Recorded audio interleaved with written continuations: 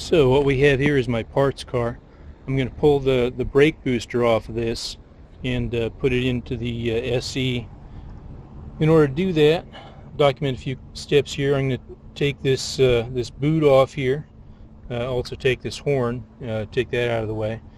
Once I've got that boot off, there's a nut in there for locking the shaft together. I'm going to go ahead and pull that out, and then these two bolts on front, one here, the other up in there.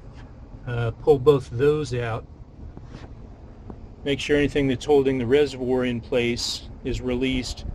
If it's got any of the clamps for the hoses that are keeping it from being moved far enough, pull that out, pull the vacuum line off, and then after it's disconnected in the back, this whole thing will slide out. And at that point I can go ahead and check it over and go ahead and install it into the SE. The lock nut that I was talking about to release the brake linkage is right there, and then you can turn the connecting shaft there that holds it all together to the brake linkage.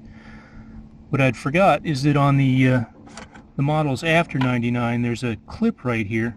You just go ahead and release that clip, and that whole piece should be able to slide out without having to worry about the lock nut in there.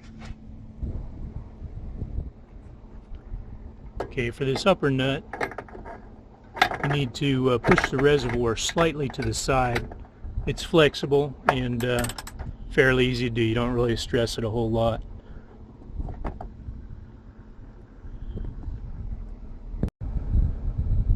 So those nuts hold the reservoir onto the booster, and then these two bolts here and then the lower one over there hold the booster onto the frame of the car.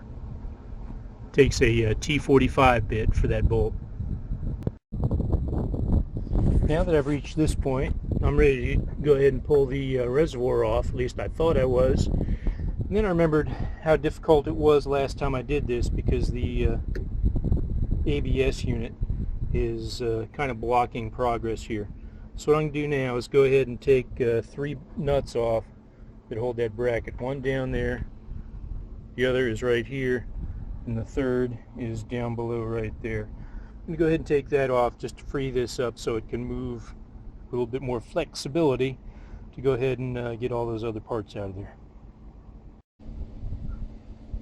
Okay, now just to give you a little perspective on how this comes out, you actually have to lift this up enough that you can pull that part forward.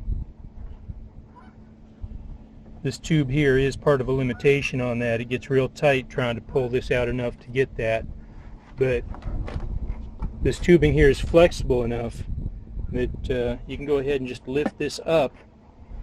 Make sure you've freed up the parts down here, got the vacuum tube off, and then you can go ahead and just slide this out. You have to put the camera down to go ahead and finish getting that out, but it'll fit. Here's the 2 brake boosters. This is the one I removed from the parts car. This one's out of the special edition. Basically identical. We've got a little bit of a difference here on the end. This one takes a clip. This one takes a nut.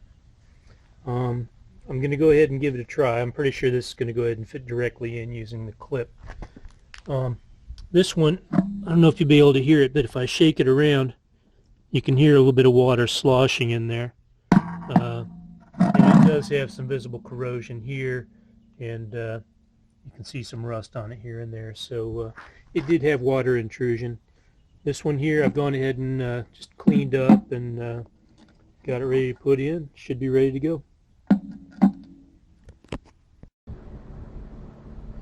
Okay, now a quick public service announcement about drains. Up in the front of the Boxster, forward of the windshield, there's 4 drains, 2 on either side where the battery goes. One is right down there under the brake linkage. Another is right down here. And then they're pretty much in the same position on the other side.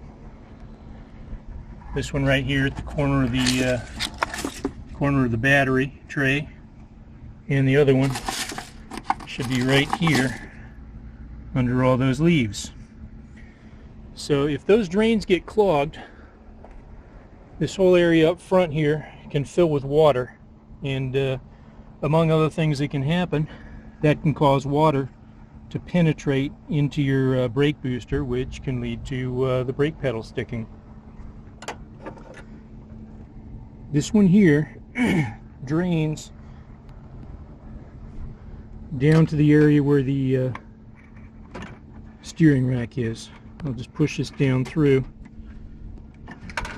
rock it around a little bit to get it poked all the way through, and I'll show you. I don't think we'll quite be able to see where it goes to, but there's a little rubber boot down here. Poke the camera up in and see if we can trace it. I don't know if we can see that, but up in here there's a little rubber boot that is basically exit for that drain, and there's one of those boots for each one of the 4 drains. Installation and removal of the brake booster is a little more complicated in the 2004. It's got this set of lines going across there, which make a little bit less room. I went ahead and disconnected this from the mounts so that it would be easy to move. Back here, everything was pretty much the same. Put a paper towel down to make sure that none of my hardware went down the drains there. Well, I'm going to go ahead and put it in, and we'll see how it goes. Okay, the clip there fit fine. Everything's looking good. I'm going to go ahead and put it all back together now. Since I had everything in the position that I'd removed the old brake booster out of here, this new one went back in fairly easily. And it's just a matter of putting everything back in its original place now. Hopefully I don't break anything along the way. I think it'll all go pretty smooth. The booster from the 2001 S model fit fine, works fine, looked identical. Just a slightly different part number. And other than that, everything's looking good. Here's the brake booster that was failing. Looks like I've got one more piece left to pry open, and then we'll get a look and see what it's like on the inside.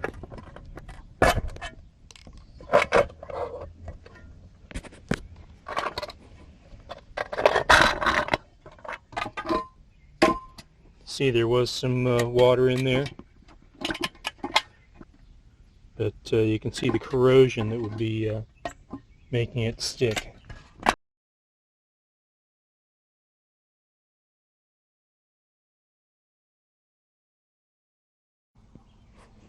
Alright, I just took it out for a quick test drive. Everything's working good. Got some of the covers and little bits here and there still to put back together. I might not even get to that for a while because I'm probably going to go ahead and put the car back in the garage in a few days and do some more cleanup on it. But everything came out good. Got that back in with the original clips around the boot there. Probably go ahead and have fun driving it for a few days now before I put it back in the garage for some more cleaning.